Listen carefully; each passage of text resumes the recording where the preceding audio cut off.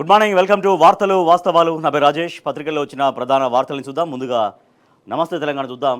నమస్తే తెలంగాణలో నీలగిరి యుద్ధ భేరి, కాంగ్రెస్ సర్కారుపై తిరగబడ్డ నల్లగొండ రైతు అంటూ ప్రధానంగా మనం వార్త చూస్తున్నాం. నిన్న బీఆర్ఎస్ తలపెట్టిన రైతు మహాధర్నా విజయవంతమైంది. భారీగా తరలివచ్చినటువంటి రైతులు బీఆర్ఎస్ శ్రేణుల మధ్య BRS working president KTR convoy మనం చూస్తున్నాం. ఆయన ప్రజలకు అభివాదం చేస్తూ ఉన్నారు. నాట్లప్పుడు రాదు, ఓట్లప్పుడే రైతు బంధు. స్థానిక సంస్థల్లో ఓట్ల కోసమే కొత్త డ్రామా. ఏడాదిలో దరఖాస్తులు, దందాలతో పాలన, మోసం చేయడమే చారిత్రక నిర్ణయమా? కేసీఆర్ హయాంలోని నల్గొండకు దశా దిశ. క్లాక్ సెంటర్లో చర్చకు కోమటిరెడ్డి సిద్ధమా? పోలీసు అధికారులు అతి చేస్తే వడ్డీతో సహా చెల్లిస్తాం. నల్గొండ మహాధర్నాలో కేటీఆర్ హెచ్చరిక. సో నిన్న బీఆర్ఎస్ పార్టీ తలపెట్టినటువంటి రైతు మహాధర్నా సూపర్ సక్సెస్ అయిందని చెప్పొచ్చు. రైతులకు ఎటువంటి హామీలు ఇచ్చింది కాంగ్రెస్ ప్రభుత్వం, ఆ హామీలు ఎట్లా విస్మరించుకుంటూ వచ్చింది, ఒక్కొక్క హామీకి ఎట్లా కోతలు పెట్టుకుంటూ వస్తుంది, ఎట్లా కొర్రీలు పెడుతుంటూ వస్తుంది. దాంతోపాటుగా ఇవాళ రోజు ఒక రైతు ఎందుకు ఆత్మహత్యను ఎంచుకుంటున్నాడు, అంత ధైర్యం చెడిపోయి రైతు ఎందుకు తెలంగాణలో ఉన్నాడు, ఇటువంటి అనేక అంశాల పట్ల నిన్న రైతు మహాధర్నాలో ప్రశ్నించారు ఈ ప్రభుత్వాన్ని బీఆర్ఎస్ వర్కింగ్ ప్రెసిడెంట్ కేటీఆర్. రైతు సంక్షేమం బీఆర్ఎస్ ప్రభుత్వంలో ఎట్లా వర్ధిల్లింది, తర్వాత కాంగ్రెస్ ప్రభుత్వం వచ్చిన తర్వాత రైతులు ఎందుకు దయనీయమైన స్థితిలోకి నెట్టబడుతున్నారు, రైతులకు ఇస్తామన్నటువంటి రైతు భరోసా 15,000 ఇస్తామని ఆర్భాటంగా ప్రచారం చేశారు.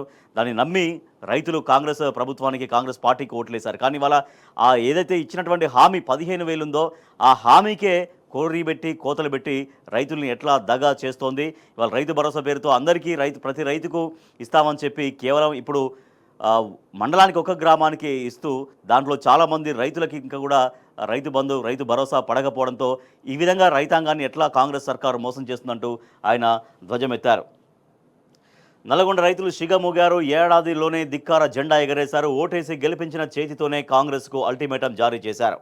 పొలాలకు నీళ్లు ఇవ్వక, పథకాలు అందించక రైతు ఉసురు పోసుకుంటుంటే ఊరుకోబోమని ఆగ్రహంతో ఊగిపోయారు. మంగళవారం బీఆర్ఎస్ నిర్వహించిన రైతు మహాదీక్ష నుంచి సర్కారుకు ఘాటు హెచ్చరికలు పంపించారు. పచ్చని పొలాలను పడావు పెట్టే పాలన వద్దంటూ క్లాక్ టవర్ సెంటర్లో ప్రతిధ్వనించేలా నినదించారు.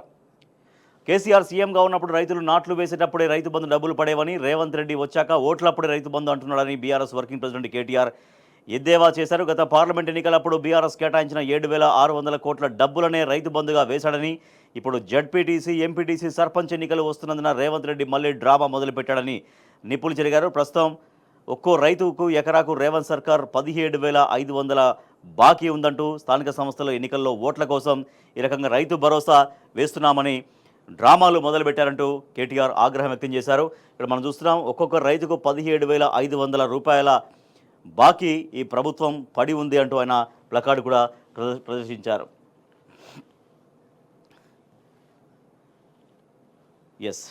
నల్గొండ రైతు మహాధర్నాలో మాట్లాడుతున్న బీఆర్ఎస్ వర్కింగ్ ప్రెసిడెంట్ కేటీఆర్. చిత్రంలో మాజీ మంత్రులు జగదీష్ రెడ్డి, నిరంజన్ రెడ్డి, మహమూద్ అలీ, సత్యవతి రాథోడ్, శాసనమండలి విపక్ష నేత మధుసూనాచారి, ఎమ్మెల్సీ కోటిరెడ్డి, మాజీ ఎమ్మెల్యేలు, పార్టీ ముఖ్య నాయకులందరూ కూడా మనం ఫోటో చూస్తున్నాం. ఒక్కొక్క రైతన్నా గుర్తుంచుకో, మొత్తం 17,500 ఒక్కొక్క ఎకరానికి ఒక్కొక్క రైతుకు బాకీ ఉంది ప్రభుత్వం అంటూ, ప్రతి రైతుకు ప్రతి ఎకరానికి ఇంత బాకీ పడింది ప్రభుత్వం అంటూ నిన్న అక్కడ కేటీఆర్ స్పష్టం చేశారు.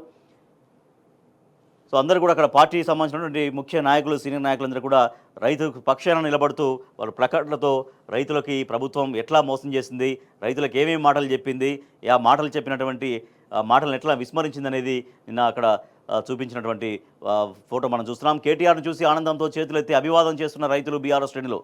మోసం చేయడం చారిత్రాత్మక మాట. 2 పంటలకు కేసీఆర్ రైతు బంధు ఇస్తుంటే 3 పంటలకు ఇవ్వాలన్నాడు. కానీ ఇవాళ ఒక్క పంటకు ఇచ్చేందుకు కూడా కింద మీద పడుతున్నాడు. గతంలో కాంగ్రెస్ పార్టీ నాయకుడిగా, పీసీసీ చీఫ్గా రేవంత్ రెడ్డి రైతు బంధు గురించి ఏం మాట్లాడారు అంటే, 2 పంటలు కాదు 3 పంటలు పండుతాయి కాబట్టి 3 పంటలకు రైతు బంధు ఇవ్వాలనేది అప్పుడు ఆయన చేసినటువంటి డిమాండ్. తర్వాత మేము అధికారంలోకి వస్తే బీఆర్ఎస్ 10,000 బిచ్చం వేస్తుంది, 10,000 కాదు, మేము రైతు ఆత్మగౌరవం పెంచే విధంగా 15,000 ఇస్తామన్నారు. కానీ ఇవాళ అదే రేవంత్ రెడ్డి ముఖ్యమంత్రి అయిన తర్వాత 3 పంటలకు కాదు, 2 పంటలకు కాదు, ఒక్క పంటకు కూడా ప్రాపర్గా రైతు బంధు లేదా రైతు భరోసా ఇవ్వనటువంటి పరిస్థితి. ఎన్నికల్లో రైతాంగాన్ని పూర్తిగా ప్రధానంగా ఆకర్షించినటువంటి హామీలో అతి ముఖ్యమైనది 15,000 భరోసా ఇస్తామనడం. కానీ ఏకంగా ఇచ్చిన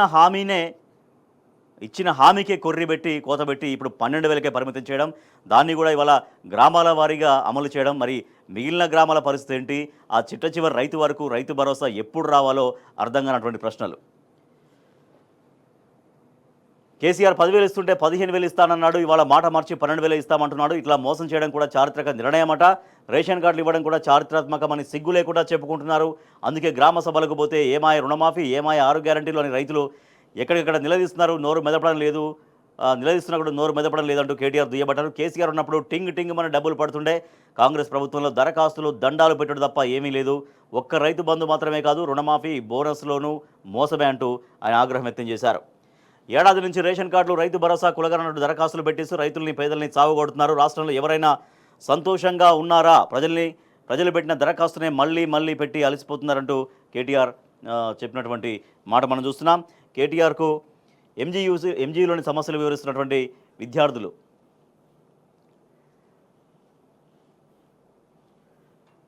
పోలీసు వలయంలో ఎంజీయూ కేటీఆర్ వస్తారని భారీగా పోలీసుల మోహరింపు. విద్యార్థులు రాకుండా మెయిన్ గేటుకు తాళం, గొడ్డు కారంతో అన్నం పెడుతున్నారంటూ విద్యార్థుల ఆవేదన. రైట్. నల్లగొండ గులాబీమయం, పట్టణమంతా గులాబీ జెండాల రెపరెపలు. కేటీఆర్ రైతు మహాధర్నా విజయవంతం. స్వచ్ఛందంగా తరలివచ్చిన అన్నదాతలు భారీ గజమాలతో ఘన సత్కారం. 3 గంటలకు కిక్కిరిసిన క్లాక్ టవర్ సెంటర్. మిన్నంటిన జై కేసీఆర్, జై కేటీఆర్ నినాదాలు. దారి పొడవునా కేటీఆర్కు జన నీరాజనం. నల్గొండ జిల్లా కేంద్రంలో రైతు మహాధర్నాకు వస్తున్న బీఆర్ఎస్ వర్కింగ్ ప్రెసిడెంట్ కేటీఆర్కు ఘన స్వాగతం పలుకుతున్న అశేష జనవాహిని. కేటీఆర్ను చూసి చిన్నారుల కేరింతలు. అవధుల్లేని ఆప్యాయత, అభిమానం కేటీఆర్ సొంతమనే విషయం మరోసారి రుజువైంది. రైతు మహాధర్నాకు హైదరాబాద్ విజయవాడ హైవే మీదుగా నల్లగొండకు మంగళవారం ఉదయం బయలుదేరారు. మార్గ మధ్యలో కేటీఆర్ పలువురు అభిమానులను ఆప్యాయంగా పలకరించి వారితో కలిసి ఫోటోలు దిగారు. ఈ సందర్భంగా చిన్నారులు కేటీఆర్ను చూసి కేరింతలు కొట్టినటువంటి వార్త మనం చూస్తున్నాం. రేవంత్ పాలనలో తెలంగాణ నాశనం. రైతు మహాధర్నాలో మాజీ మంత్రి జగదీష్ రెడ్డి. రాష్ట్రంలో 10 ఏళ్ల అభివృద్ధిని ఏడాదిలోనే విధ్వంసం చేసిన రేవంత్ రెడ్డి పాలన ఎండగట్టి రైతులకు ఇచ్చిన హామీలు అమలు చేయించేందుకు బీఆర్ఎస్ వర్కింగ్ ప్రెసిడెంట్ కేటీఆర్ రైతుల పక్షాన రంగంలోకి దిగారంటూ ఆయన స్పష్టం చేశారు. నిలిచిన గూడ్సు ధర 200 పెంపుతో శాంతించిన రైతులు.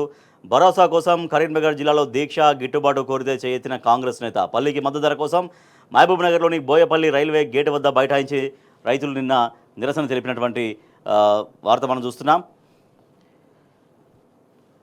పట్టాలపై పల్లి రైతు. మహబూబ్ నగర్ జిల్లా బోయపల్లి రైల్వే గేటు వద్ద రైతుల్ని అడ్డుకుంటున్నటువంటి పోలీసులు. మహబూబ్ నగర్ జిల్లా కేంద్రంలోని మార్కెట్ కమిటీ కార్యాలయం వద్ద ఆందోళన నిర్వహిస్తున్న పల్లి రైతుల్ని అడ్డుకుంటున్న పోలీసులు. రైట్. మహాకుంభమేళలో అపశృతి చోటు చేసుకుంది. అక్కడ తొక్కిసలాట జరిగింది. వాళ్ళ మౌని అమావాస్య సందర్భంగా అక్కడ ఒక్కసారిగా స్నానాలు ఆచరించేందుకు భక్తులు భారీగా పోటెత్తడంతో అక్కడ తొక్కిసలాట జరిగింది. అక్కడ బారికేడ్లు విరిగిపోవడంతో తొక్కిసలాటకు దారి తీసినటువంటి ఘటనలో 15 మంది ప్రాణాలు కోల్పోయారు. దాదాపుగా 50 మందికి పైగా తీవ్రంగా గాయపడ్డటువంటి ఒక విషాదకరమైన వార్త మహాకుంభమేళలో మనకు అలా కనిపించినటువంటి చూస్తున్నాం. కేసు పెట్టాల్సింది సీఎం పైన మరొక వార్త చూస్తున్నాం. ఈ రేసు రద్దుతో రాష్ట్ర ఖజానాకు 55 కోట్ల నష్టం అంటూ ఆర్ఎస్ ప్రవీణ్ కుమార్ పేర్కొంటున్నారు. రాష్ట్ర ప్రతిష్టను రేవంత్ రెడ్డి దెబ్బతీశారు. అనాలోచిత నిర్ణయంతో భారీ ఆర్థిక నష్టానికి కారణమయ్యారు. ఆయన వ్యక్తిగత కక్షతో రాష్ట్రానికి హాని, పెట్టుబడులు వేరే రాష్ట్రాలకు వెళుతున్నాయి, కొత్త ఉద్యోగ అవకాశాలు దెబ్బతిన్నాయి. బీఆర్ఎస్ నేత ఆర్ఎస్ ప్రవీణ్ కుమార్ ఫైర్. ముఖ్యమంత్రిపై క్రిమినల్ కేసు పెట్టాలంటూ నార్సింగి పోలీస్ స్టేషన్లో ఆయన ఫిర్యాదు చేశారు.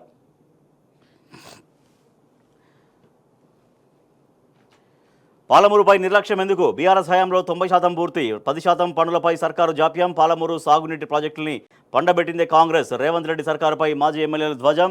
14 నెలలకే ఎగిరెగిరి పడొద్దు అంటూ ఆల వెంకటేశ్వరరెడ్డి ఆగ్రహం వ్యక్తం చేస్తున్నారు. సెటిల్మెంట్లు చేస్తున్న రేవంత్ సోదరులంటూ పట్నం నరేందర్ రెడ్డి. సీఎం హోదాను దిగజారుస్తున్న రేవంత్ అంటూ గువ్వల బాలరాజు ఆగ్రహం వ్యక్తం చేశారు. తెలంగాణ సంస్కృతికి ప్రతీక నాగోబా. ఎమ్మెల్సీ కల్వకుంట్ల కవిత. ఆదివాసీల అతిపెద్ద జాతర నాగోబా తెలంగాణ సంస్కృతి సంప్రదాయ వైభవానికి ప్రతీక అంటూ ఆమె అభివర్ణించారు. 84 మంది విద్యార్థులకు అస్వస్థత. కందుకూరు గురుకులంలో ఫుడ్ పాయిజన్ ఆలస్యంగా వెలుగులోకి. బయటకు రాకుండా జాగ్రత్తలు, గేటుకు తాళాలు, తల్లిదండ్రుల అడ్డగింత. రంగారెడ్డి జిల్లా నాదర్గూరులోని కందుకూరు గురుకులంలో ఫుడ్ పాయిజన్ అయింది. దీంతో 84 మంది విద్యార్థులు అస్వస్థతకు గురయ్యారు. వాంతులు, విరోచనాలు, కడుపు నొప్పితో మంచం పట్టారు. అయితే ఈ విషయాన్ని ప్రిన్సిపల్ తొక్కిపెట్టారు. బయటకు పొక్కకుండా విద్యార్థులు బెదిరించినట్టు ఆరోపణలు వస్తున్నాయి. ఇట్లా ప్రభుత్వ గురుకులాల్లో మధ్యాహ్న భోజన పథకంలో కూడా ఇటువంటి ఘటనలు చాలా రెగ్యులర్గా మనం చూస్తున్నాం. విద్యార్థులు అస్వస్థతకు గురవుతున్నా కూడా ఆ వ్యవస్థను సెటరేట్ చేయడంలో అధికార యంత్రాంగం పూర్తిగా వైఫల్యం చెందుతోంది. లగచర్ల కేసులో బెయిల్పై సురేష్ విడుదల. 80 రోజుల తర్వాత విముక్తి. వేరే కేసులో అరెస్టు చేయరాదంటూ హైకోర్టు ఆదేశం జారీ చేసింది. 5 వరకు అరెస్ట్ చేయొద్దు. పోలీసులకు హైకోర్టు ఆదేశం. రాజకీయ కుట్రతోనే తప్పుడు కేసు. ఆధారాలు లేని కేసును కొట్టివేయాలి. హైకోర్టులో హరీష్ రావు అఫిడవిట్. మంత్రి పొంగులేటికి బుద్ధి చెబుతాం. బాధ్యతాయుత హోదాలో ఉండి ఓ కలెక్టర్పై అనుచిత వ్యాఖ్యల. పునరావృతమైతే తీవ్ర పరిణామాలు. మీ స్వార్థ రాజకీయాలకు మమ్మల్ని బలి చేస్తారా? ఆ మాటలను వెనక్కి తీసుకోవాలి, లేదంటే మా మద్దతు మీకు ఉండదు. మంత్రిపై ఉద్యోగుల జేఏసీ ఆగ్రహం. కరీంనగర్ టీఎన్జీఓ భవన్లో సమావేశమైన ఎంప్లాయీస్ జేఏసీ నేతలు.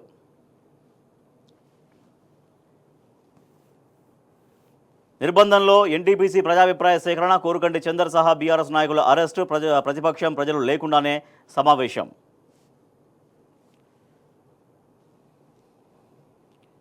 పెట్టుబడులు పట్టుకొచ్చింది కేసీఆర్ పాలసీతోనే. ఇన్వెస్టర్లను ఇప్పటికీ ఆకర్షిస్తుంది టీఎస్ ఐపాస్. కొత్త పారిశ్రామిక విధానం ఇది ప్రకటించని కాంగ్రెస్ సర్కార్. టీఎస్ ఐపాస్ను చూపించే దావోస్ ఎంఓయూలు ఖరారు. తమ సరళీకృత విధానాల వల్లే వస్తున్నాయన్న రేవంత్ రెడ్డి. తలసరి ఆదాయంలో రాష్ట్రం అగ్రస్థానంలో ఉందన్న సీఎం. 13వ స్థానం నుంచి ఫస్ట్కు ఎలా చేరిందంటూ నెటిజన్ల ప్రశ్నలు. ఒకప్పుడు 13వ స్థానంలో ఉంటే ఫస్ట్కు ఎట్లా చేరింది? అది గత బీఆర్ఎస్ ప్రభుత్వం అవలంబించినటువంటి విధానాల వల్లే, అప్పుడు తీసుకొచ్చినటువంటి టీఎస్ ఐపాస్ విధానం వల్లనే ఇవాళ పెట్టుబడులు రావడం అనేది కేవలం గత బీఆర్ఎస్ ప్రభుత్వం ఏర్పాటు చేసినటువంటి ఒక అనుకూలమైనటువంటి విధానాల వల్ల మాత్రమే అంటూ నెటిజన్లు చర్చించుకుంటున్న పరిస్థితి. 1.8 లక్షల కోట్ల పెట్టుబడులు సాధించామంటూ ముఖ్యమంత్రి రేవంత్ రెడ్డి స్పష్టం చేశారు. సచివాలయంలో మీడియాతో మాట్లాడుతున్న సీఎం రేవంత్ రెడ్డి చిత్రంలో నిద్రమత్తులో మంత్రులు శ్రీధరబాబు, సీతక్క, ఎంపీ అనిల్ కుమార్ యాదవ్, ప్రభుత్వ వైపు అడ్లూరి లక్ష్మణ్ కుమార్. మనం చూడొచ్చు విజువల్స్లో ముఖ్యమంత్రి మాట్లాడుతున్నప్పుడు ఆ మీడియా సమావేశంలో ఉన్నటువంటి మంత్రులందరూ కూడా నిద్రమత్తులో జరుగుతున్నటువంటి పరిస్థితి ఈ ఫోటోలు చూస్తున్నాం. కునుకు తీసిన మంత్రులు. ప్రెస్ మీట్లో సీఎంతో పాటు పలువురు మంత్రులు, నేతలు నిద్రమత్తులో కనిపించారు. సీఎం ప్రసంగిస్తున్న సమయంలో సీతక్క, జూపల్లి కృష్ణారావు చిన్న కునుకు తీశారు. మంత్రి శ్రీధరబాబు ప్రసంగిస్తుండగా సీఎం ఆవులింతలు తీస్తూ నిద్రను ఆపుకునేందుకు తీవ్ర ప్రయత్నాలు చేశారు. మంత్రి జూపల్లి కృష్ణారావు, ఇతర నేతలది కూడా అదే పరిస్థితి. మొత్తంగా చెప్పేదంతా పాత విషయమే కావడంతో ప్రెస్ మీట్ మొత్తం నిద్రమత్తులో సాగినట్టు అయింది. మరో 2,800 కోట్ల రుణం. ఆర్బీఐ నుంచి కొత్త అప్పు. వేలంలో పాల్గొని పొందిన కాంగ్రెస్ సర్కార్ అదనపు అప్పులకు కేంద్రం ప్రభుత్వం ససేమిరా. నెలకు 10,000 కోట్లకు ఆర్బీఐకి ఎడెంచ్. జనవరి నెలలో పొందింది 5,800 కోట్లే. ఎకో టూరిజం కేంద్రంగా వికారాబాద్. త్వరలో eco, temple, health tourism policy. రాష్ట్రాన్ని పర్యాటక ప్రాంతంగా అభివృద్ధి చేస్తాం. రైతులు 3 ఏళ్లు మొక్కలు పెంచితే ప్రభుత్వమే కొంటుంది. చేవెళ్ల నియోజకవర్గంలో ఎక్స్పీరియం ఎకో ఫ్రెండ్లీ పార్కును సీఎం రేవంత్ రెడ్డి ప్రారంభించారు. కార్యక్రమంలో చిరంజీవి పాల్గొన్నారు. దావోస్ పెట్టుబడులపై చర్చకు సిద్ధమా అంటూ బీఆర్ఎస్ నేత పొన్నాల లక్ష్మయ్య సవాల్ విసురుతున్నారు. రైతుల అప్పుల, దావోసు డప్పుల. రైతు భరోసా చిల్లర పంచాయతీనా? నీకు అటెన్షన్ డిక్రీజింగ్ డిజార్డర్. మంచి మానసిక వైద్యుడిని కలువు. రేవంత్ తీరుపై హరీష్ రావు ఫైర్. దావోస్ పెట్టుబడుల కథ అట్టర్ ఫ్లాప్ అంటూ ఎద్దేవా చేశారు ఆయన.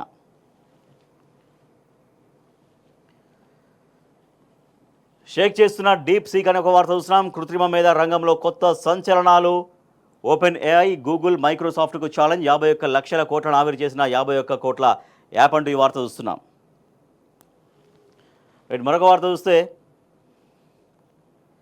పన్ను ఊరట దక్కేనా? అటు పాతది ఇటు కొత్తది. రాబోయే బడ్జెట్లో ఆదాయ పన్ను విధానాల్లో ట్యాక్స్ పేయర్స్ కోరుకుంటున్న మార్పులు అనేవి చూస్తున్నాం. ప్రస్తుత ఆదాయ పన్ను స్లాబ్ రేట్లు ఎట్లా ఉన్నాయి, పాత పన్ను విధానం ఎట్లా ఉంది, కొత్త పన్ను విధానం ఎట్లా ఉంటుంది అనేది వార్తలో మనం చూడొచ్చు.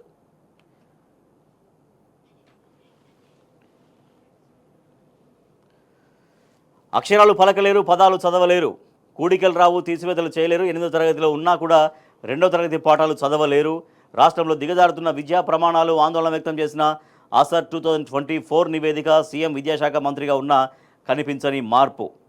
సో నివేదికలోని కొన్ని ముఖ్య అంశాలు ఇక్కడ చూడొచ్చు. 3వ తరగతి విద్యార్థుల్లో కేవలం 29% మంది మాత్రమే తీసివేత చేయగలరు. 5వ తరగతిలో 23.9% మంది మాత్రమే భాగాహారం చేయగలరు.